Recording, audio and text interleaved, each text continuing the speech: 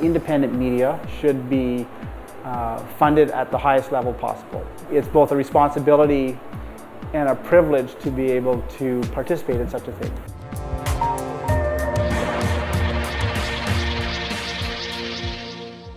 Thousands of angry investors gathered in the Colombian capital to protest the shutdown of DMG, a company implicated in the Colombian pyramid scheme. Several hundred were tear-gassed as they blocked a main street in support of DMG founder David Murcia Guzman, who was deported from Panama this week on money laundering and bribery charges. Colombian President Álvaro Uribe appeared defiant in his claim to bring the perpetrators of this scandal to justice.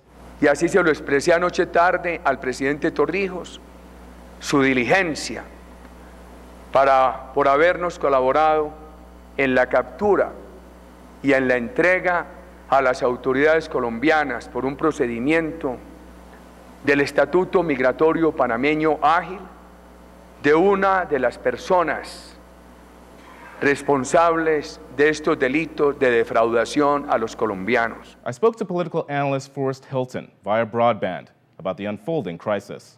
It's kind of the collapse of casino capitalism on the frontiers of empire. The entire southern part of Colombia has become an economy that hinges on two things, or really three. Pyramid schemes, 1, war, 2, and cocaine, 3. So you have an economy down there on the border with Ecuador that's based essentially on illegal activities related to the war and narcotics, and out of that arise pyramid schemes of various degrees of capitalization. And the most important one is DMG, which was just shut down the other day, even though it hadn't, in fact, stolen any of the money from what it calls its associates. It's a form of popular capitalism where people, instead of using banks, they have decided that it's much more in their interest to use these so-called investment schemes whereby they get back, 100% or 150% on their initial investment. And usually the turnaround time is 3 months or 6 months at the longest for DMG. So people have really turned to the kind of speculative casino capitalism model in the South, which is a region that the government has long neglected and which has been one of the poorest regions and most peripheral regions in Colombia for a very long time. One of the things that I saw was that although the government stepped in and said that it would take action against pyramid schemes, it included DMG along with all the other organizations as well, the public itself was very vehemently opposed any government intervention. There was a huge demonstration, a huge march a couple of days ago with the broad Colombian public supporting DMG. Can you explain that? Precisely because the popular economy in Colombia, survival is so difficult for the majority of Colombia's 45 million people that this kind of speculative enterprise that has delivered astonishing profits in relatively short period of time to its investors seems like some kind of magic salvation. And in fact, David Murcia Guzman is also known as David Midas, as in the man with the golden touch, Guzman. So people see him as sort of a figure of redemption who himself came from, humble origins and started out with nothing and all of a sudden created a business empire as if by magic, which so far, like I said, hasn't stolen people's money. So these people see, the people who've invested in DMG see that it has been their way out of severe economic crisis.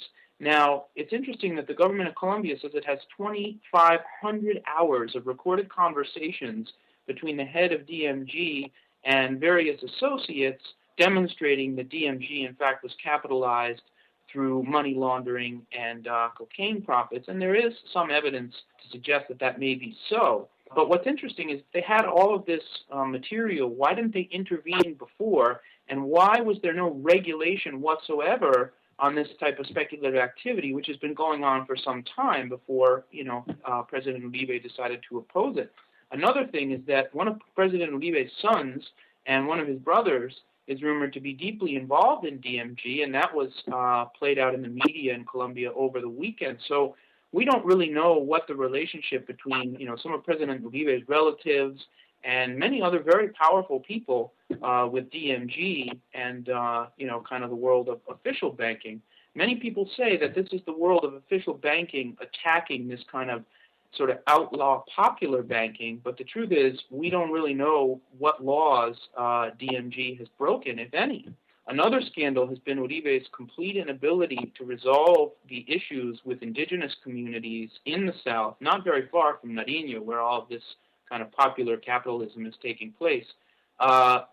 The march of indigenous people first went to the city of Cali, which is one of Colombia's 3 largest cities. It's arrived in Bogotá, and the indigenous march is staying at the Universidad Nacional, the National Public University, which has also been persecuted quite recently by Uribe. Students have been framed on trumped-up charges of terrorism and so forth. So Uribe has been totally unable to contain the kind of spreading protest that began with the indigenous movement. It now includes public university sectors and a whole range of public workers. He's got a real alternative to his policies in front of him. The indigenous have put forth a platform of 5 points about how they think the conflict should be resolved, how Colombia's economy and politics should be reshaped. And Uribe so far is losing the debate. So he's going through a kind of McCain moment where national security concerns have temporarily faded into the background and economic concerns have become paramount. And Uribe has showed himself so far to be completely incapable of resolving any of these economic issues. And at the same time, his kind of typical rhetoric of security, security, security is only leading to more widespread resistance.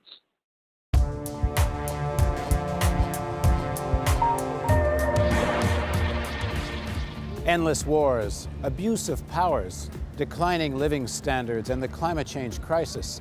The stakes couldn't be greater in the U.S. 2008 presidential elections. And with your help, we're moving our news operation to Washington, D.C., where we'll focus on money and corruption. For example, big oil and arms companies shape American economic and foreign policy with far-reaching effects on the lives of ordinary people. With allies in government, trade unions, the media, and in think tanks, they're a hidden hand that controls the commanding heights of American politics.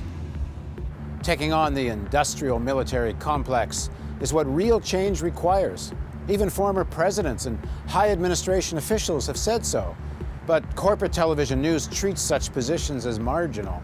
Well, we think it's the decisive issue in the coming presidential elections.